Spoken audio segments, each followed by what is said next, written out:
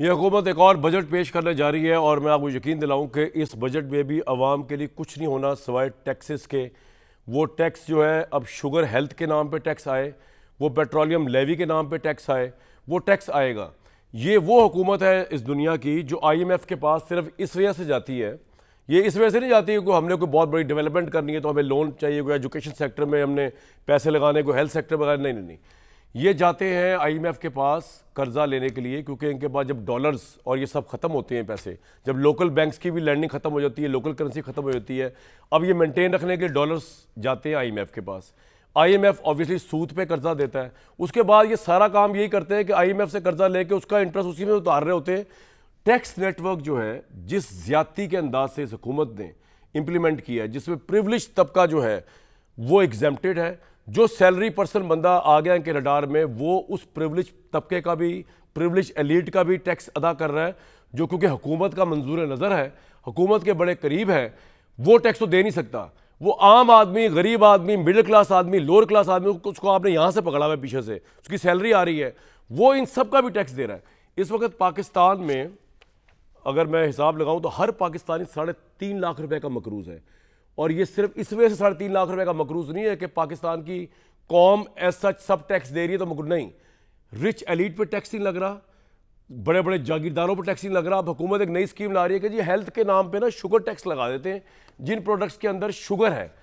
तो मेरे भाई, ये जो शुगर मिल्स माफिया है जिसके साथ हर हुकूमत का गठजोड़ होता है, क्या इमरान खान और क्या शहबाज शरीफ साहब, इनके ऊपर लगाएं टैक्स, डायरेक्ट लगाएं इनकी मिलों के ऊपर टैक्स। इसमें क्यों नहीं आप टैक्स लगाते? क्योंकि इससे आपकी पॉलिटिकल पावर जो है उसमें प्रॉब्लम आता है। वो आपके सारे साथ चटे बटे सब मिले हुए हैं, वो सब आपको इलेक्शंस के अंदर भी मुबैना तौर पे कंपेनिंग में और वैसे भी आपके साथ है, वो आप कर नहीं सकते। अभी भी जो बजट आ रहा है, मैं आपको पहले बता दूं, ये टैक्स का बजट होगा।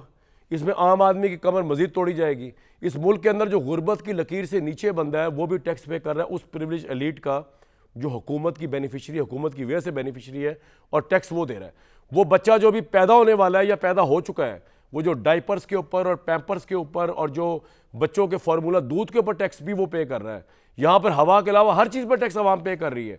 वो इसलिए पे कर रही है कि इस मुल्क के अंदर अब हर हुकूमत और ख़ासतौर पर इस हुकूमत का टैक्स का निज़ाम नाइंसाफ़ी मबनी है, जुल्म पर मबनी है, और ये मज़ीद जुल्म करेंगे भी। आप देखिएगा ये टैक्स आ रहा है, इसमें और जुल्म और वो सब कुछ होगा।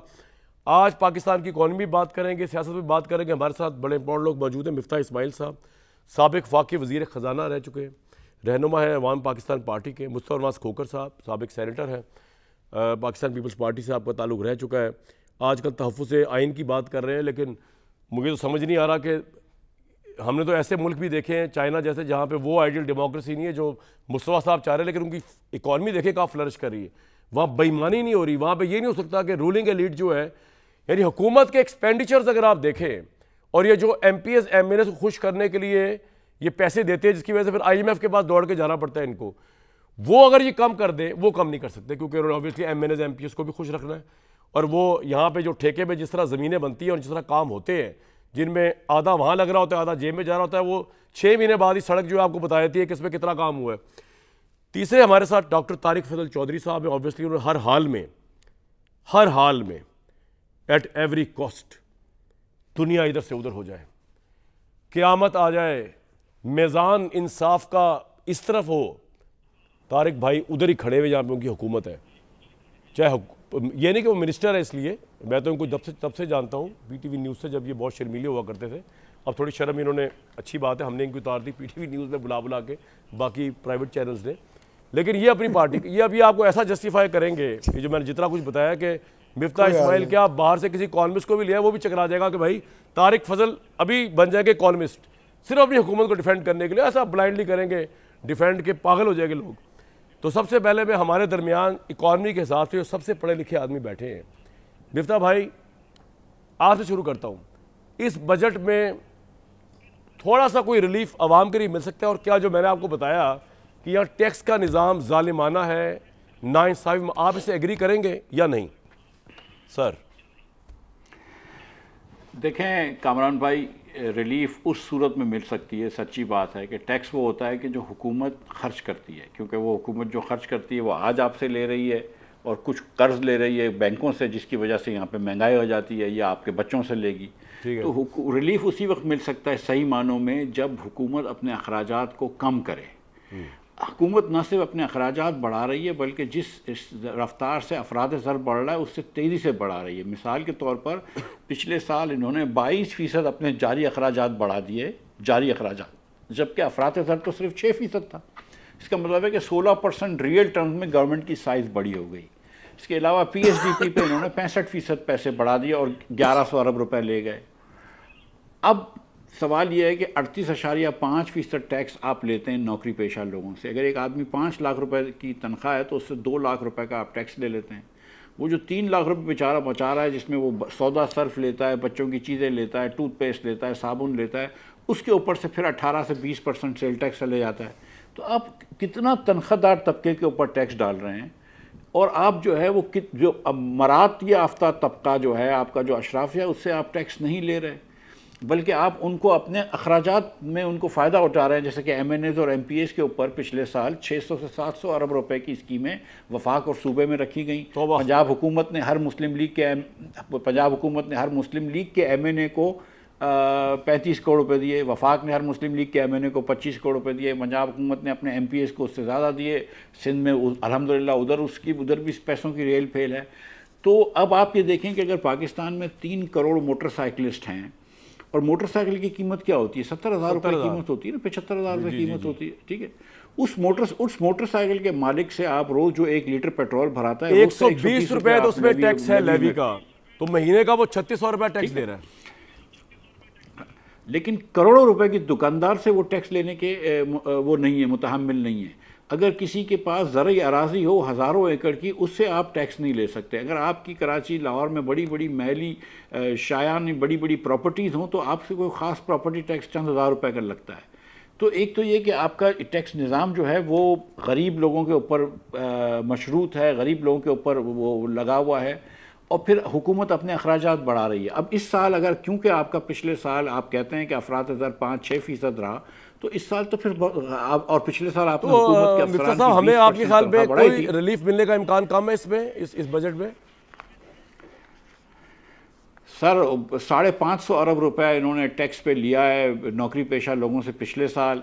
इस साल ये 650-700 की जगह 625 ले लेंगे और बोलेंगे हमने 75 अरब रुपया रिलीफ दे दिया।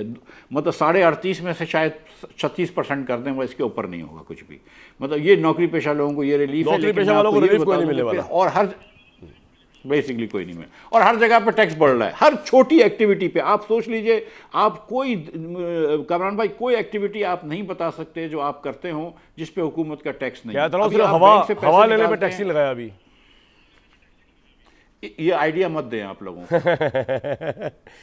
एक तरफ तो ये आग लगी हुई है अवाम पे, तारिक भाई मैं हैरान हूँ कि घर के अफराद आधे से ज़्यादा गुर्बत की लकीर के नीचे हों।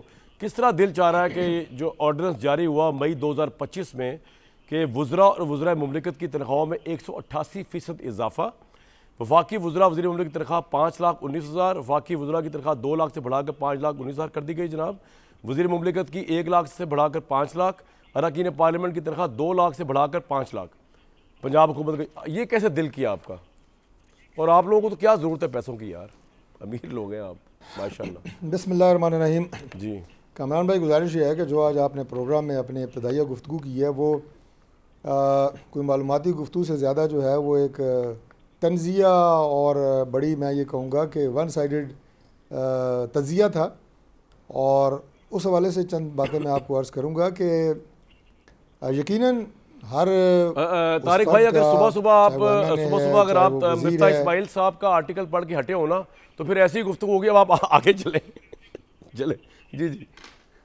मिफ्ता इस्माइल साहब मेरे भाई खुद वज़ीर ख़जाना रहे हैं, बेहतरीन मौका था उनके पास ये सारी बात करने का, ये सारी चीज़ें लेके आने का। मैं हैरान हूँ कि जब आप किसी पोजीशन पे होते हैं, मेरा भाई चूँकि मेरा दोस्त भी है इसलिए मैं लिबर्टी ले रहा हूँ खुल के बात करने की, उस वक्त ये सारी मसलियत आपको नज़र नहीं आती है, सारे अदाद-ओ-शुमार आपको नज़र नहीं आते। कोई ऐसा टैक्स यहाँ पे या कोई ऐसा सिस्टम नया नहीं होने जा रहा जो मिफ्ता इस्माइल जब मेरे भाई थे और जब आप वज़ीर होते हैं तो आपको कोई खराबी नजर नहीं आती। आपकी अदाद-ओ-शुमार कुछ और होते हैं। जब आप अपोजिशन में होते हैं, गवर्नमेंट में नहीं होते, तो उस वक्त गवर्नमेंट आपको जालिम नज़र आती है, कसाई नज़र आती है, जाबराना नज़र आती है। जब खुद आप गवर्नमेंट में होते हैं तो आप सारा कुछ यही कर रहे होते हैं। एक पहली बात तो ये है। दूसरी बात ये है कि जो आपने कहा ना कि गवर्नमेंट को डिफेंड करना यकीनन हुकूमती MNA हो, वज़ीर हो, उनकी ज़िम्मेदारी होती है, लेकिन मैं वो आदमी हूँ और होना भी चाहिए सबको कि हमेशा ये कहता हूँ कि गवर्नमेंट जो है वो इंसानों की है, फरिश्तों की नहीं है। हम गलतियां कर सकते हैं, जब गलतियां करते हैं उनको मानते भी हैं, उन्हें रेक्टिफाई करने की कोशिश करते हैं। अपोजिशन को भी बार-बार कहते रहते हैं कि भाई lighter on a serious note, ये जो फरिश्तों की गवर्नमेंट नहीं है, मैं मानता हूँ फरिश्ते नहीं है, इंसान है।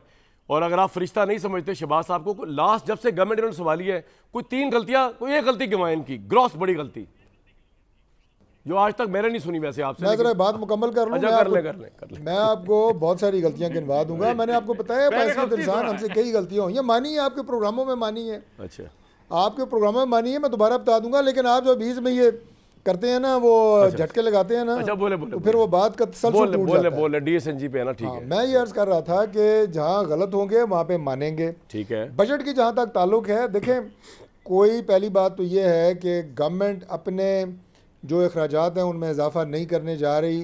हम जा रहे हैं अपने अखराजात में कमी की तरफ। ये बड़ी एक वाज़ेह बात है और ये डायरेक्शन है तमाम डिपार्टमेंट को। जितना कट इस वक्त डेवलपमेंट के बजट के ऊपर लगा है, 3000 अरब की डिमांड थी और टोटल बजट हमारे पास डेवलपमेंट की मद में है 850 अरब। ये बड़ी क्लियर कट मैं आपको फिगर दे रहा हूँ, इसे कोई चैलेंज नहीं कर सकता। अब ये ऊपर जितने बनते हैं आप अंदाज़ा लगा लें कि 2000 से ज़्यादा ये कट लग रहा है, तो अखराजात में इजाफा कहाँ से होगा? इसमें आपके बाकी सूबों को भी, इसमें GB का भी हिस्सा होगा, आज़ाद कश्मीर का भी हिस्सा होगा। कुछ ऑन गोइंग प्रोजेक्ट्स ऐसे हैं जो हम रोक ही नहीं सकते, वो करने ही करने हैं। तो बड़े ही टाइट हालात में बजट जो है वो बनने जा रहा है। हमारे पास इतने फंड्स ही नहीं है। दूसरी बात एक और सुने कि यहाँ पे गुजारिश की जा सके, ये मैं बात कर रहा था। दूसरी बात ये है कि आप चूँकि बदकिस्मती से बामरे मजबूरी IMF के साथ एक मुआहदे में हैं, तो तसव्वुर ही नहीं है इस बात का कि आप कोई ऐसा खर्चा कर सकें जो कि बियॉन्ड मीन्स हो, जो कि गैर ज़रूरी हो। ये हो ही नहीं सकता। और तीसरी बात ये है कि हमारे दौर में जो टैक्स नेट है इसमें इजाफा हुआ है, ज़रूरी टैक्स लगाया गया है, सूबों में लगाया है। ज़रूरी टैक्स तो अभी IMF ने मुतालबा किया आपसे सर, तो आपने लगाना है जी। नहीं, वो सूबाई असम्बलियाँ पास कर चुकी हैं, उसकी लिमिटेशन के मराइल में है। बजट में इंक्लूड करें। आपको अर्ज कर रहा हूँ कि हमारा कतई तौर पे गरीबों पे मज़ीद बोझ डालने का कोई इरादा नहीं है। जिन ममालिक में 100% टैक्स कलेक्शन होती है वहाँ पे भी आपका सेल्स टैक्स की मद में पैसा लिया जाता है और वो पूरी दुनिया में क्या एक रिलीफ तनख्वाहदार तबके को चले बताएं क्या रिलीफ देने लगे हैं सर? पहली गवर्नमेंट है जिन्होंने बिजली को क्या रिलीफ देने लगे सर? पहले गवर्नमेंट इजाफा किया है, लोगों से टैक्स कलेक्शन ज्यादा हुई है सर। और मैं 1 मिनट में आखिरी बात कर रहा हूं। क्या रिलीफ देने लगे? इस्लामाबाद में जब भी यहाँ पे सेमिनार्स होते हैं, जितने बड़े, बस ये मुकम्मल करने देना, वो ठीक है, मतलब नोक झोंक में समझ नहीं आती मैं क्या कह रहा हूँ, आप क्या कह रहे हैं। जितने इस्लामाबाद में बड़े इन्वेस्टर्स हैं, इंडस्ट्रियलिस्ट हैं, बड़े कारखानादार हैं, वो सारे के सारे आके हमें गिला कर रहे हैं जनाब कि सबसे ज्यादा हमें नहीं छोड़ा जा रहा है। आप कह रहे हैं कि हम उन्हें टच ही नहीं कर रहे। अच्छा, ये वो बातें हैं कि जो ग्राउंड के ऊपर है। पॉइंट आ गया आपका। बाकी ये जो शादियों के अंदर बजट की ज़ाहिर है तफसीलात है, बिजली की मद में, पेट्रोल की मद में, या चले सैलरी पेशा को 40% टैक्स पे आ गया है, वो उसको कोई एक रिलीफ मिलेगा बजट पे, या अभी आपको पता नहीं या नहीं है? खुल के बता दें। देखें, मैं बजट बनाने वाली टीम का हिस्सा नहीं हूँ, तो मैं आपको पहले बता सकूँ कि रिलीफ किस मद में आ रहा है। मैंने आपको गवर्नमेंट की पॉलिसी बताई है, सोच बताई है, और उन तमाम मीटिंग्स में जिनमें हम प्राइम मिनिस्टर की और बाकी हमारी वज़रा की सोच और डायरेक्शन है, वो आपको बताई है कि क्या क्या चीज़ें हमारे मतमा नज़र हैं, हमारे हाथ कितने बंधे हुए हैं और हमारे पास तो ये फरमा रहे हैं ना आप, जो कि अगले बजट में हम लेके जा पंजाब रहे ने हैं। ग्रॉस वायलेशन की है जो IMF से आपने वादा किया था। IMF से वादा हुआ था कि पंजाब जो है 842 अरब डेवलपमेंट तरक्याती फंड में खर्च करेगा। अल्हम्दुलिल्लाह वो अब तक जो है IMF से इत्तेफाक किए गए बजट से 242 अरब ऊपर खर्च कर चुका है। तो अभी तो जो आपने दावा जो किया ना, ये हमने कम कर दिया है, अभी तो पंजाब ही उसको वायलेट कर बैठा। भी देखते हैं अभी आगे। मैं आगे चलता हूँ। मुस्तफा भाई, बात एक और मैं वजाहत दे दूं, अगर आप मुझे 30 सेकंड दे दें। जी लें आप सर, ले आप ले। क्योंकि आप ये जो कह रहे हैं ना कि MNAs को और MPs को खुश करने के लिए बजट दिया जाता है, कोई बजट नहीं दिया जाता। अच्छा, SDGs प्रोग्राम के तहत जो पैसे हल्कों में लग रहे हैं वो बराह रास्त हमारी डिस्ट्रिक्ट एडमिनिस्ट्रेशन की मॉनिटरिंग में लग रहे हैं। वैसे मैं आपसे एग्री करता हूं, नहीं दिया जाता कि ये लें आप जाएं और ये पैसा आपके पास है। जब से इमरान तनख्वाह में आपने इजाफे की बात की है, मैं उसे कोई डिफेंड नहीं कर रहा जी, वो एक डिबेटेबल टॉपिक है। तनख्वाह में इजाफा नहीं, पिछले 15-16 साल से MNS-MPA की तनख्वाह में कोई इजाफा नहीं हुआ था। तनख्वाह में तो कोई इजाफा है ही नहीं सर। सुने अब तो आप पेंशन वालों में भी टैक्स लगा रहे हैं, जहां तक मुझे पता चला है। ये बात सही है? पेंशन वालों में भी टैक्स लगा रहे हैं? नहीं, पेंशन को कोई टैक्स नहीं लग रहा। अच्छा। वो पेंशन की कुछ रिफॉर्म्स हैं और वो भी सरकारी मुलाजमीन के साथ बैठ के उनसे बातचीत करके मैं आपकी ना वो काम हो रहा है। एक बात से एग्री करता हूं, एक बात से एग्री करता हूं तारिक भाई कि आपको MNS MPOs को ओबलाइज करने की जरूरत नहीं है। जब से इमरान खान ने हाइब्रिड मॉडल इंट्रोड्यूस कराया ना कि डंडे की जोर पे वो उस जमाने के अंदर MNS MPOs का बजट भी पास कराया करते थे इमरान साहब का, आके कोई कराची से आ रहा है, कोई KP से MNA आके है जी। जब से वो इंट्रोड्यूस हुआ है सिस्टम, और ऑब्वियसली आप भी उस सिस्टम के बेनिफिशियरी हैं, अब आपको MNS MPOs को खुश करने की जरूरत नहीं है। अब तो भाई पता है क्या करना है। कम अज कम अपनी इब्तदाई गुफ्तगू में जो आपने इल्जाम लगाए थे उनमें से एक तो आपने वापस ले लिया ना कि MNS MPOs को खुश करने के लिए कोई पैसा नहीं दिया जाता। ये मिफ्ता साहब बताएंगे जब उसकी बारी आएगी। कर रहे हैं ना, मैं जाऊंगा मैं सही है मुस्तफा साहब। मुस्तफा भाई मुझे आपकी समझ नहीं आई, वो आपका मैं एनालिसिस सुन रहा था जब ये हुकूमत आई ना इनकी PDM2 गवर्नमेंट तारिक भाई की। आप कह रहे थे जनाब जो मैंडेट चोरी होता है उसके बाद स्टेबिलिटी नहीं होती, इकॉनमी फ्लरिश नहीं। ये मिफ्ता साहब भी ये नारे लगा रहे थे और आपकी लीग के सारे, जुबैर साहब, शाहिद खाकान साहब, वो जी पॉपुलर लीडरशिप बंद पड़ी है, मुल्क के अंदर सियासी खलफशार है, ना इकॉनमी आगे जा रही है, ना स्टेबिलिटी आ रही है, न शहबाज शरीफ साहब का मसखशदा मैंडेट है, ये किस तरह एक्सेप्ट होंगे, अवाम एक्सेप्ट नहीं करेगी। ये कुछ भी नहीं हुआ मेरे भाई, जंग भी जीत ली, इकॉनमी भी ये कह रहे हैं इंप्रूव हो रही है। तो वो जो आप कह रहे हैं कि रूल ऑफ लॉ नहीं है, पार्लियामेंट नहीं है, आइन की हुक्मदारी, हम एक तहफ़्फ़ुज़ आइन की तहरीक चलाएंगे, वो तो कहीं भाई उसकी कोई ज़रूरत ही नहीं है। सब कुछ चल रहा है, कुछ ना होके भी सब कुछ चल रहा है। आइन नहीं है तब भी मुल्क चल रहा है, बकौल आपके सुप्रीम कोर्ट नहीं है तब भी मुल्क चल रहा है, अगर लेजिटिमेट मैंडेटशिप नहीं है तब भी मुल्क चल रहा है। मैं तो हैरान हूँ आप लोगों का एजेंडा क्या है। मुस्तफा भाई, कामरान भाई, अगर तो हालात ठीक होते और बेहतरी की तरफ जा रहे होते तो प्रोग्राम की शुरुआत में जो आपने इब्तदाइया दिया 10 मिनट का, उसमें आपने जो आहोजारियाँ की, रोना धोना किया, वो फिर आप नहीं करते। आप कहते हैं कि मुल्क में सब कुछ अच्छा जा रहा है, तनख्वाहदार तबका बड़ा खुश है, मुल्क में सेहत और तालीम की सहूलियात आम है, ह्यूमन डेवलपमेंट इंडेक्स में हम बहुत आगे जा चुके हैं, अमनो अमान है मुल्क के अंदर, इंसाफ का निज़ाम बहुत अच्छा काम कर रहा है, फिर आप ये बातें कर रहे होते। लेकिन आपने जो इब्तदाइया दिया है, सूरत हाल उससे भी बहुत गंभीर है। देखें, ये बात अपनी जगह पर ठीक है कि हर हुकूमत आती है और वो मलबा पिछली हुकूमत पर डालती है और फिर कहती है कि जी हम अब मामलात को ठीक करने की कोशिश कर रहे हैं। तो ये काम जो और ये गुफ्तगू हम पिछले 15 साल से जो सुन रहे हैं, इसका आखिर हमें ये भी देखना चाहिए कि नेट इफेक्ट इसका क्या है। तमाम जमातें हुकूमत में रही हैं, कोई ऐसी जमात नहीं है जो हुकूमत में ना रही हो, कोई ऐसी जमात नहीं है जिसने ये ना कहा हो कि जी पिछला गंद छोड़ गया और अब हम उसको ठीक कर रहे हैं और अब हम ठीक करने के रास्ते पे चल पड़े और हम ठीक कर चुके हैं। लेकिन आज नेट इफेक्ट क्या है कामरान भाई? जनाब, नेट इफेक्ट आज ये है कि इस वक्त आधा पाकिस्तान सतह गुर्बत से नीचे जा चुका है। ठीक है। और जब हम ये बात करते हैं कि आधा पाकिस्तान सतह गुर्बत से नीचे जा चुका है, तो इसका मतलब ये है कि आधा पाकिस्तान इस वक्त 2 वक्त की रोटी नहीं खा पा रहा। और ये बात मैं नहीं कह रहा, ये बात मुस्तनद अदारे कह रहे हैं, वर्ल्ड बैंक कह रहा है। हम तमाम इन इदादो शुमार की फिगर्स में खो कर रह जाते हैं, लेकिन जो उसका भयानक एक नतीजा है हम सब की नाअहली का, तमाम जमातों की नाअहली का, वो तो हमारे सामने उन लोगों की सूरत में मौजूद है कि जिनके लिए ये मुल्क काम नहीं कर रहा और आगे काम करने की कोई उम्मीद भी नहीं है, कि जिनके बच्चे तालीम से महरूम रह जाएंगे, सेहत से महरूम रह जाएंगे, उनको रोजगार के मौके नहीं मिलेंगे और वो अगली 3 नस्लें उनकी इसी गुर्बत में गुजर जाएंगी। तो हमने देखें आज जिस जगह पर पाकिस्तान खड़ा है, तनख्वाहदार तबके का आपने जिक्र किया कि उसकी तमाम हमने कमर तोड़ दी। आप मुझे बताइए ज़राअत का क्या हाल है? 13.5% ज़राअत के अंदर नेगेटिव ग्रोथ है। 5 आपकी बड़ी फसलें हैं, 5 बड़ी फसलें इस वक्त आपकी डिक्लाइन में। काश्तकार का, किसान का आपने बुरा हशर करके रख दिया।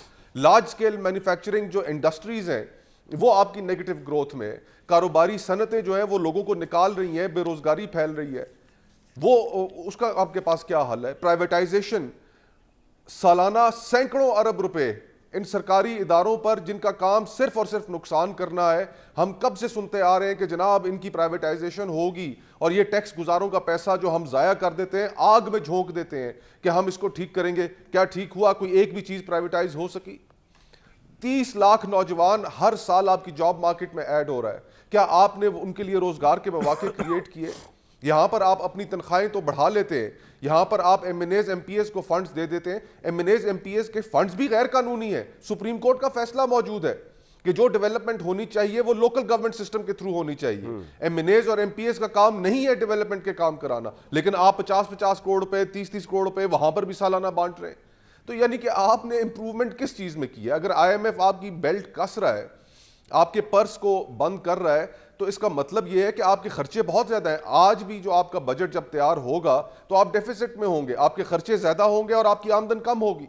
ये किसका कसूर है? ये पाकिस्तान के लोगों का तो कसूर नहीं है ना। और जब पाकिस्तान के लोगों को जो सहूलियात देने की बात आती है ना, आपको उनको कोई सहूलत देते हैं और फिर आप कहते हैं कि जी हम अपनी टैक्स बेस बड़ी कर लेंगे।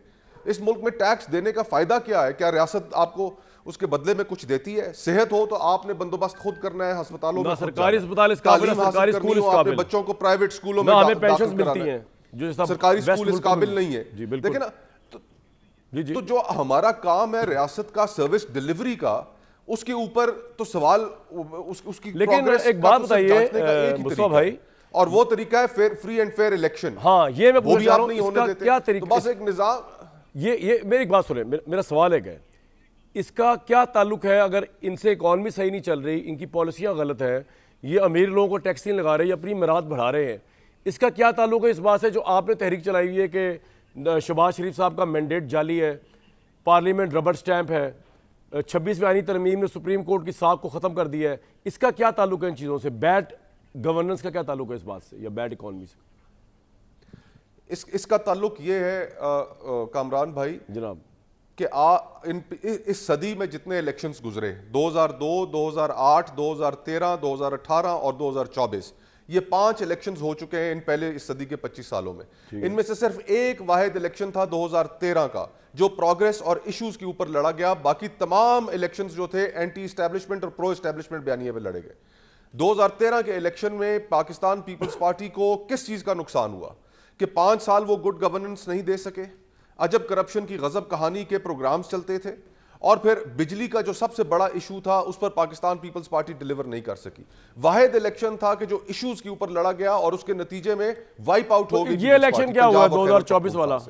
देखे ना, जितने इलेक्शंस हो रहे हैं इन इलेक्शंस में victim card, pro establishment, anti establishment बयानिया आप लोगों को हुकूमत से निकाल देते हैं। 2018 के जो इलेक्शंस थे उसमें वोट को इज्जत दो का बयानिया पॉपुलर बयानिया था। उसमें मियां साहब का जो उनको गलत तरीके से निकाला गया था बयानिया ये था कि जी के और गलत तरीके से हराया भी गया 2018 होगा या एंटी एस्टैब्लिशमेंट होगा। ठीक है, ठीक। इसी तरह 2024 का इलेक्शन हो गया। तो हमने सियासत को इन चीजों से, इन कॉन्वर्सेशन से निकालना है कि आप लोगों के हाथों में विक्टिम कार्ड पकड़ाना बंद करें, सियासत लोगों के इश्यूज की जानिब आए, आप वही काम करें, हर इदारा इस मुल्क में वही काम करे जो उसका करने का आईन आपका पॉइंट आ गया रखा है। यहां पर जो शख्स आता है, चीफ जस्टिस साहब आए तो वो कहते हैं कि जी मुल्क मैंने ठीक करना है। यहां पर हर बंदा चाहता है कि मुल्क वो ठीक करे। मुल्क ठीक करना जिनका काम है उन्हीं को करने दें और उनको अवाम को उन्हीं की कारकर्दगी के ऊपर जांचने दें। राइट, आपका पॉइंट है। मिफ्ता साहब, 2 क्विक सवाल हैं। एक तो जो तारिक भाई ने बातें बताई ना कि डेवलपमेंट बजट वाली बात ही गलत है। हम तो 1300 अरब से अब 850 अरब पे आ गए हैं और हम कोई ऐसा खर्चात नहीं जो IMF से अप्रूव ना हुआ जो हम कर रहे हो, और गरीबों के लिए बड़ा कुछ कर, इसको आप ज़रूर रिस्पॉन्ड कर दीजिए। और दूसरा यही बात कि यहाँ पर अगर आपके नज़दीक अगर इलेक्शन रिग हो गई, हुकूमत आई, अगर कोई सही प्रॉपर मैंडेट वाली हुकूमत भी आती है वो क्या कर लेती? इस बात का क्या ताल्लुक है इस बात से, गुड इकॉनमी का, with the legitimacy of the? तो पहली वाली जो तारिक भाई की बात है जी, वो ये है कि जो जिस फंड में MNAs को पैसे दिए जाते हैं, जो मैंने गुजारिश की है कि 35 करोड़ रुपया पंजाब हुकूमत ने हर मुस्लिम लीग के MNA को दिया है जो पंजाब से इलेक्टेड था, और 25 वफाक ने दिया, उसको SGD का नाम देते हैं। वो ये कहते हैं कि वो लड़ाई नहीं करता है कि तुम्हारा कुत्ता तुम क्रॉमी है, हमारा कुत्ता कुत्ता, ये वो बात कर रहे हैं। मतलब मिलेनियम डेवलपमेंट फंड बोलते हैं, सस्टेनेबल डेवलपमेंट फंड बोलते हैं, पैसे तो MNA को जाने ना। अब ये तारिक भाई को भी पता है, सो उस पर मैं बहस नहीं करना चाहता। I don't want to get. अच्छा मैं सवाल कर लूं कमरान भाई, ये मिफ्ता साहब को सवाल पूछ रहे हैं, मैं एक सवाल कर लूं मिफ्ता भाई को बात नहीं, इकोनॉमी, हाँ जल्दी पूछे भाई, टाइम कम है, जल्दी पूछे, उनका टाइम ले रहे हैं आप। बोले बोले क्या सवाल है भाई? मैं सिर्फ इतना सवाल कर रहा हूँ कि ये फंड्स जाते आपकी डिस्ट्रिक्ट गवर्नमेंट्स के पास हैं जिनकी आप बात कर रहे हैं, SDGs के फंड्स, MNAs अगर किसी चाहें तो स्कीम की आइडेंटिफिकेशन कर सकते हैं, हमें ये पैसे दिया नहीं जाता, मेरा ये मौक़िफ़ है। मिफ्ता साहब, now the mic is with you. जी जी बिल्कुल ये बात दुरुस्त है कि पैसे उनको कैश तो नहीं मिलते, लेकिन तारिक भाई को भी पता है, और मैं ये नहीं कह रहा हूँ कि हर MNA ये करता है, बहुत सारे MNA, चंद MNA तो बिल्कुल पैसे नहीं लेते, लेकिन हम जब ये भी जानते हैं कि मुख्तलिफ MNAs जो हैं उसमें से कॉन्ट्रैक्टर से थोड़े थोड़े पैसे लेते हैं। लेकिन मेरी गुजारिश ये है कि जिस वक्त आप मोटरसाइकिल चलाने वाले से 3700 रुपये तनख्वाह टैक्स ले रहे हैं, जिस वक्त आपको इस साल आपको पता है कि हिंदुस्तान की जंग के बाद अब डिफेंस की नीड्स बढ़ गई हैं, जब पाकिस्तान में जैसे मुस्तफ़ा भाई ने कहा 40% लोग ख़तरे गुर्बत के नीचे हैं, 2 वक्त की रोटी नहीं खा सकते, उस साल ज़रूरी है कि ये करें। उस साल ये अगर एक साल अगर MNAs और MPs को नालियों के पैसे बंद कर दें, जो पिछले साल 700 अरब थे, इस साल सूबे और वफाक मिलाकर इस साल 1000 अरब रुपए होंगे, अगर ये एक साल बंद कर दें 1000 अरब रुपया, ना दें, ठीक है, जो एग्जिस्टिंग बड़े प्रोजेक्ट्स हैं जिसमें थ्रो फॉरवर्ड बहुत ज़्यादा है उसी को दे दें, ये वाले प्रोजेक्ट्स ना करें, 1000 अरब रुपया बचा लें, तो इस 1000 अरब रुपये से क्या क्या हो सकता है। देखिए मैं आपको बताऊँ, मैंने लिखा है कि 1300 अरब रुपये बचा सकते हो आप। ये बात कर रहे हैं कि अगले साल हम पूरे सूबे और वफाक के डेवलपमेंट प्रोजेक्ट्स जो हैं वो 4000 अरब के होंगे। मैं कहता हूँ उसमें से 1300 अरब बचा लो। 1300 अरब में से आप 600 अरब रुपए से अफवाज पाकिस्तान को थोड़े से डिफेंस की चीज़ें ख़रीद दें। 500 अरब रुपया जो है वो आप बिस्प के अंदर बढ़ा दें, ताकि हर फैमिली के अंदर थोड़ी सी पावर्टी कम हो, थोड़ी सी इलिटरेसी कम हो, किसी लोगों के घर में अनाज, पेट में अनाज जाए। और 200 अरब रुपए, 300 अरब रुपए से आप जो है वो नौकरी पेशा लोगों को उनके टैक्स में 40% कमी कर दें कि भाई तेरा टैक्स 2000 रुपये बनता है, तुमने 1200 रुपये देने, तुम्हारा टैक्स 20,000 रुपये बनता है, तुमने 12,000 देने, आप 40% उनको टैक्स रिबेट दे दें। अगर ये कर देंगे, मैं आपको बताऊं, देखें कामरान भाई, पाकिस्तान से जो लोग बाहर आज जा रहे हैं उसकी स्पीड कभी इतनी नहीं थी, ठीक है, people are voting with their feet, ईमानदारी की बात है, ठीक है। अब आपके अगर पढ़े लिखे लोगों के ऊपर आप कह रहे हैं कि तुम्हारा 39% हमसे तुमसे टैक्स लेंगे, तो कैसे मुमकिन है कि वो देगा। एक और बताऊं, डॉक्टरों के ऊपर, लॉयर्स के ऊपर, चार्टर्ड अकाउंटेंट्स वगैरह के ऊपर इस वक्त 49.5% टैक्स है, 49.5% टैक्स, ठीक है। अब आप मुझे बताएं कि इस टैक्स के, ठीक है, टैक्स के पीछे एक समाजी माहिदा भी होता है ना, इमरानी माहिदा होता है ना एक, जो उसमें हुकूमत आपको प्रोवाइड करती है, आप कुछ हुकूमत को प्रोवाइड करते हैं। जी मुझे बताएं कि क्या हुकूमत हमारी सहूलत किसी हुकूमत ने कभी नहीं दी। सही है, ठीक है। हमारे 40% बच्चे जो हैं वो आज स्कूल में नहीं हैं जो स्कूल जा सकते हैं। 2 करोड़ 70 लाख बच्चे हैं। ये पूरी मतलब इस दुनिया में इतने ज़्यादा बच्चे कहीं पर भी नहीं हैं जो स्कूल के बाहर हैं। हमको हिंदुस्तान से जहाज़ों की जंग ज़रूर जीतनी है और अल्लाह ने हमको जिताई है, लेकिन हमको तालीम की जंग भी जीतनी है। ये बड़ी इंपॉर्टेंट बात है जी। मुझे ब्रेक के लिए कहा जा रहा है, ठीक है, क्विकली कह दे आप क्या कहना चाह रहे हैं, ब्रेक लेनी है फिर। सर इस मुल्क में जहाँ पे बेरोज़गारी बढ़ रही हो, जहाँ पे गुर्बत बढ़ रही हो, लेकिन इस वक्त जो आप बात कर रहे थे ना मैंडेट की, सर देखें हुकूमत के पीछे इस्टेब्लिशमेंट खड़ी है। दुनिया भर में तेल की प्राइसेस $60 पे आ गई हैं, इससे कम नहीं हुई। कमोडिटीज़ की प्राइसेस कम हो गई। ये बजट तो ट्रांसफॉर्मेटिव बजट होना चाहिए, जिसके अंदर आप हुकूमत के अखराजात कम करें, PSDP कम करें, टैक्स बचाएं और लोगों को आगे लेकर आएँ। लेकिन आप तो वो नहीं कर रहे हैं, आप तो ये मुल्क का वक्त ज़ाया कर रहे हैं। लोगों का वक्त ज़ाया कर रहे हैं, ये बड़ी इंटरेस्टिंग बात है। हम अपना मजीद वक्त ज़ाया किए बगैर एक ब्रेक लेंगे। और मैं तो हैरान हूँ इस मुल्क के ऊपर कि जहाँ 50% से ऊपर अगर लोग खतरे गुर्बत से नीचे हैं, ये मुल्क सर्वाइव कर रहा है सिर्फ अल्लाह की बदौलत, इन हुक्मरानों की बदौलत नहीं। एक ब्रेक लूँगा जी मैं। किसी भी प्रोग्रेसिव कंट्री के अंदर हुकूमत अवाम की मुलाजिम होती है, उसकी सर्विस में होती है, और हुकूमत बनती ही चलती ही अवाम के पैसों से है। ये वज़रा के पर्क्स, प्रिविलेज। अब आपको मैंने पहले वफाकी हुकूमत का तो बता ही दिया था जो उन्होंने किया। पंजाब हुकूमत किसी से पीछे नहीं है भाई। दिसंबर 2024 में इतने बुरे हालात जो भी हम डिस्कस कर रहे हैं इस मुल्क के, मकरूज़ मुल्क, IMF ज़दा मुल्क, तनख्वाहदार तबका 40% दे रहा है, डॉक्टर 49% दे रहा है, कोई रिलीफ मिले बगैर सब कुछ दे रहा है। पंजाब हुकूमत ने यानी कि अंदाज़ा लगाया कि कोई शर्म लिहाज नहीं है। दिसंबर 2024 में अवाम जो इन पैसे पे कर रही है हमारे हुक्मरानों के, वो जो हमसे तनख्वाहें ले रहे हैं वो अपनी हमें टैक्स डाल रहे हैं 40%, और ख़ुद सूबाई वज़रा MPAs 1 लाख से बढ़ाकर 9 लाख सूबाई वज़रा की तनख्वाह पंजाब में कर दी गई। MPS की तनख्वाह 76,000 से बढ़ाकर 4 लाख रुपए माहाना कर दी गई। स्पीकर की तनख्वाह 1 लाख से बढ़ाकर 9 लाख कर दी गई। पार्लिमानी सेक्रेटरी 83,000 से 4 लाख 51। और मैं आपको गारंटी कहूँ इनमें 90% जद्दी पुश्ती अमीर हैं। ये इतने पैसे जो है ना, ये जो अपने घर में इन्होंने अगर जानवर रखे हो ना, उनका खाना है ये, उनको ज़रूरत नहीं थी तनख्वाहों की, लेकिन बस अल्हम्दुलिल्लाह की तरफ से बहुत दिया हुआ है। तारिक भाई, परसेप्शन आपकी हुकूमत का यही है, और ये सिर्फ आपकी बात नहीं हो रही है, आप फंसे हुए आपकी हुकूमत है इस वक्त। इमरान दौर में उसका ये परसेप्शन था, अवाम से इतनी ही बेहिसी थी, वो भी शुगर माफिया ये वो इन पर टैक्स नहीं लगाया करते थे, वो भी एलिट्स को छोड़ा हुआ था। हाउ वुड यू रिस्पॉन्ड कि एक तरफ आप पे पॉलिटिकल प्रेशर है कि आपने एक पॉपुलर पार्टी के लीडर को बंद किया हुआ है और आप उसको बाहर नहीं आने दे रहे, दूसरी तरफ आप आवाम को जीने नहीं दे रहे टैक्सेस के जरिए? देखिए कमरान भाई, जहाँ तक ताल्लुक़ है हमारे मुल्क के हालात का, उसमें यकीनन इस मुल्क में हुकूमत करना एक बहुत बड़ा चैलेंज होता है, इसमें तो कोई दो राय नहीं है। और हुकूमत जो है वो पाकिस्तान की वो क्या कहते हैं, फूलों का बिस्तर नहीं होती, कांटों की सेज होती है हमेशा। चैलेंजेस होते हैं और वो आज भी मौजूद हैं। और जो मैंने पहले कहा कि चूँकि हम बदकिस्मती से, कोशिश तो हमारी यही है कि हमारी ये आखिरी डील हो IMF के साथ, उसके भी कुछ ज़ाहिर है मुआहदे हैं जिनकी हमने चांस है आपको और इमरान के एग्रीमेंट का, नेशनल ऑब्लिगेशन है, थोड़ा पॉलिटिकल अगर बात कर लीजिए। लेकिन मैं आपको ये बात बताऊं कि कोई भी गवर्नमेंट हो, मैं आपको ये बात जो तासुर दिया जा रहा है ना आपके प्रोग्राम में कि जनाब कोई गवर्नमेंट जनाब वो अवाम दुश्मन है, वो अवाम कुश है, मैं अपनी छोड़े में किसी भी गवर्नमेंट की बात करूँगा कि कोई गवर्नमेंट नालायक तो ज़रूर हो सकती है, लेकिन अवाम दुश्मन कोई गवर्नमेंट नहीं होती कि वो ऐसे फैसले उठाए कि जैसे अवाम की तकलीफ़ों में इजाफा हो। हर मुमकिन कोशिश की जाती है कि मैक्सिमम रिलीफ दिया जाए।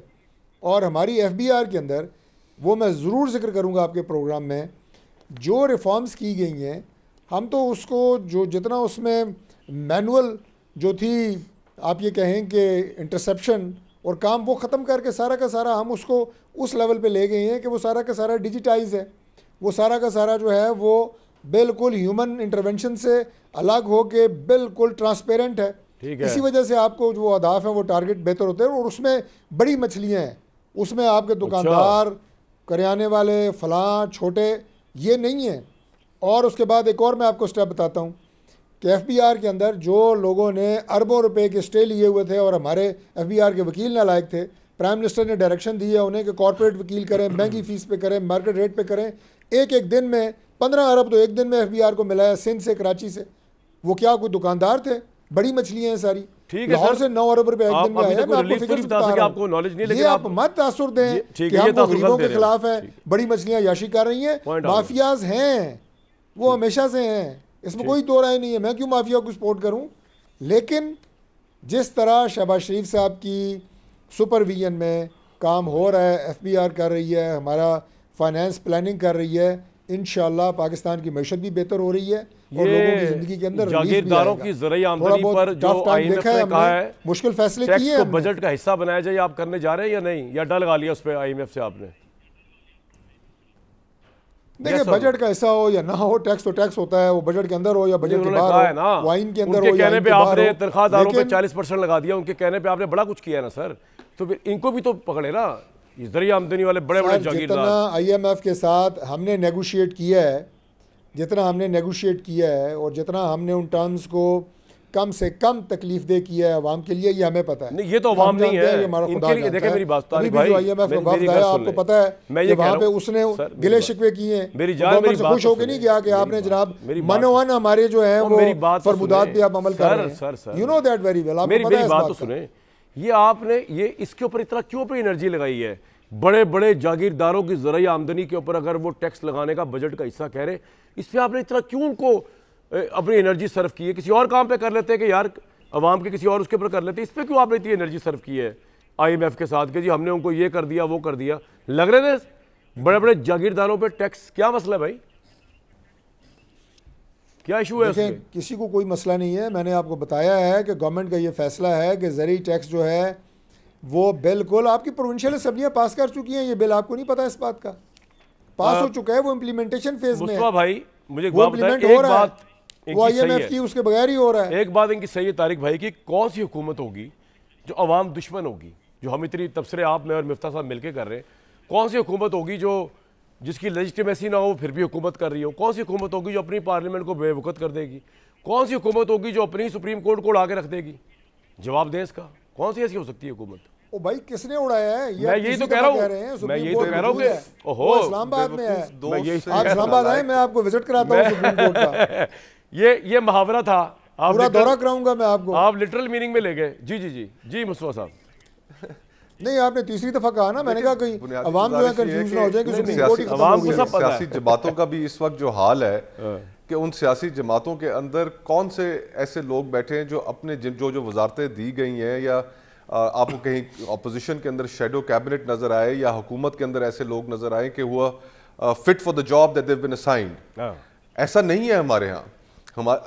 अगर आप सिर्फ खजाना और फाइनेंस अगर आप उस साइड को ले लें तो आप मुझे बताइए कि सिर्फ एक या दो अफराद को छोड़कर जमातों के पास टीम्स नहीं है कि जो फाइनेंस टीम्स हों, जो तैयार करें डेटास को सामने रख कर के किस तरीके से कहाँ रिफॉर्म करनी है, कहाँ बेहतरी लेकर आनी है। जमातें तो इंटरनल रिफॉर्म्स भी नहीं करना चाहते। तो मुस्तफा भाई ये तो इमरान खान के पास भी नहीं था। पूरी दुनिया में किसको लाएं, फिर ऊपर से लाएं, मरीख से लाएं लोगों। मैं यही तो कह रहा हूँ। लेकिन मैं यही तो कह रहा हूँ कि हमारी सियासत सिर्फ उस वक्त मैच्योरिटी की तरफ जाएगी जब सियासत इश्यूज के ऊपर की जाएगी। हमारे यहाँ सियासत इश्यूज पर नहीं होती, लोगों को वक्त से पहले निकाल दिया जाता है और वो जाकर अवाम में एक विक्टिम कार्ड का अपना बयानिया प्ले करते हैं। जब सियासत इश्यूज के ऊपर होगी तो लोग उसी चीज के ऊपर जांचेंगे। ठीक है, मैं पीपल्स पार्टी में था 2013 के इलेक्शन में, हमें लोगों ने बिजली का क्राइसिस ना हल करने पे पनिश किया, हमें गुड गवर्नेंस ना देने पे पनिश किया। फिर उन्होंने इमरान खान को मौका दिया, मुस्लिम लीग नून को मौका दिया। अगर आप सियासत इश्यूज के ऊपर रहने देंगे तो लोग तो शहबाज शरीफ को भी तो लोगों ने मौका दिया ना 2024 में, कि नहीं दिया? ये बताएं। अल्हम्दुलिल्लाह, अगर आप इसको मौका कहते हैं, ये मौका शहबाज शरीफ साहब को अवाम ने नहीं दिया। इलेक्शन कमीशन ने फॉर्म 47 के जरिए, यार आप दोनों मैं तो हैरान हूं कि जब बाई इलेक्शन हो रहे हैं इतना टैक्स गुजारों का पैसा जाया कर देते हैं इलेक्टोरल प्रोसेस के ऊपर। बस खुद ही ऐलान कर दिया करें कि फॉर्म 47 हम इसको दे रहे हैं और इलेक्शन के प्रोसेस में मुस्तफा भाई मुझे ये तरीकाकार बड़ा पसंद है। इस तरह मैं भी एक दिन प्राइम मिनिस्टर बन सकता हूं, यहाँ पे मैं भी बनूंगा। और फिर जितना चौधरी शुजात से पूछा था सोहेल वड़ाई साहब ने, तमाम तर दुआएं आपके साथ सर चौधरी शुजात से पूछा था सोहेल वड़ाई साहब ने कि 90 दिन में या 30 दिन में 30 दिन प्राइम मिनिस्टर बने, आपको कैसा लगा? उन्होंने बड़ा सोच के कहा बड़ा मजा आया। फिर मैं भी कहूँगा बड़ा मजा आया। मुफ्ता भाई कौन सी ऐसी हुकूमत होगी जो अपनी अवाम जो नेज़े की नोक पर है, यार अवाम उनको तो मजा नहीं आ रहा। इस अवाम है क्या? इस मुल्क की अवाम क्या है? ये कह रहे हैं जी हमने वोट डाला फलां पार्टी को, 25 करोड़ फिर कह रहे हैं हमारे सर सुने सुने सुने मैं आपको बताता हूं, हमारे बच्चे आपने कहा हमने बदलने, मैं बताता हूं आपको मुस्तफा भाई, आप लोगों ने मिलकर कहा, आपने ये अवाम ने वोट डाला फलां पार्टी को, ओ भाई आ गई इनकी पार्टी तारिक साहब की। अवाम ने क्या कर लिया? ठुस अवाम है, कुछ नहीं करना इन्होंने, ये बैठे हुए घर में आराम से। उन्होंने कहा जी हमारा बड़ा पॉपुलर लीडर है, वो 1 लाख डिमॉन्स्ट्रेशन ही बाहर आ सकी। ये जो इल्जाम आप इस इलेक्शन पे लगा रहे हैं, ये कमाल भाई किस इलेक्शन कौन सी हुकूमत होगी जो अपनी अवाम के खिलाफ होगी? जवाब दे। निजाम ठीक करने की जरूरत है। आए बैठे हम तो दावत दे रहे हैं आप। अवाम ने हर सर क्विकली मुफ्ता साहब। जी मुस्तफा सॉरी सर, देखें मैं तो खुदा न खास्ता किसी को भी अवाम दुश्मन नहीं कह रहा हूँ। मैं आज तक किसी को नहीं कहा, मैं तो कभी किसी को ज़िंदगी में मोदी का यार नहीं कहा, कभी कोई गद्दार नहीं कहा। मैं ना किसी को मुसलमान होने की सर्टिफिकेट देता हूँ, ना खुद चाहता हूँ, ना किसी को पाकिस्तान का पेट्रियट होने की सर्टिफिकेट देता हूँ, ना मैं किसी से चाहता हूँ कि मुझे दे। ये बात नहीं हो रही। बात ये हो रही कि आपकी पॉलिसीज़ क्या आवाम के लिए हक़ में हैं कि नहीं हैं। अगर आपकी पॉलिसी के अंदर 40% आपने टैक्स लगा रखा है नौकरी पेशा लोगों पे, 50% बिजनेस इंडिविजुअल्स पे, अगर आपके पास यहाँ पे गुर्बत बढ़ रही है, अनएम्प्लॉयमेंट बढ़ रही है, देखें 10 क्वार्टर पिछले 12 क्वार्टर लार्ज स्केल मैन्युफैक्चर, मुझे आई एम सॉरी मतलब ये मैं कह रहा हूँ 1 साल शहबाज शरीफ ने इस कौम का 1 साल ज़ाया किया है और इस कौम के पास बहुत वक्त नहीं है। बिल्कुल जबरदस्त। काउंसिल ऑफ पाकिस्तान न्यूज़पेपर्स जो है CPN ने, उनके काजिम खान साहब ने बड़े गजब की कॉन्फ्रेंस की। एक तो प्रेस फ्रीडम रिपोर्ट जारी की, उस पर फिर एक कॉन्फ्रेंस हुई ट्यूसडे को इस्लामाबाद में। पाकिस्तान के टॉप न्यूज़ जर्नलिस्ट के अंदर थे हामिद मीर साहब, मजहर अब्बास साहब, दरअब्बास साहब, नजम सेठी साहब। और इस कॉन्फ्रेंस के अंदर रिपोर्ट पे जो पेश की गई उसका मैं खुलासा को बता दूं कि 3 मई 2024 से 3 मई 2025 के दौरान 7 सहाफ़ी कत्ल हुए, साल भर सहाफ़ी पर हमले, गिरफ्तारियाँ, अगवा मुकदमात रिपोर्ट हुए।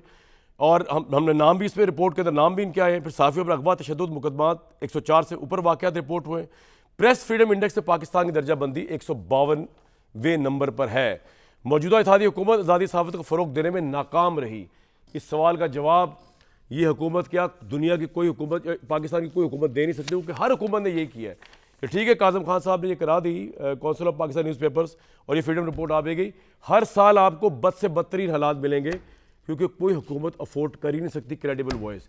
तारिक भाई का बस चलता ना, मेरा गला घोट देते हैं मेरा शुरू का इंट्रोडक्शन सुन के। एक ब्रेक लूँगा जी। भाई ये जो बजट आ रहा है ना, सांसें रोक के बैठ जाएं, मेरा और आपका साथ होगा इंशाल्लाह। दुआ करें कुछ हो जाए, मुश्किल लग रहा है इस हुकूमत से कुछ हो पाए, दुआ ही कर सकते हैं हम सिर्फ। नेक्स्ट वीक तक के लिए, बजट तक के लिए इजाज़त।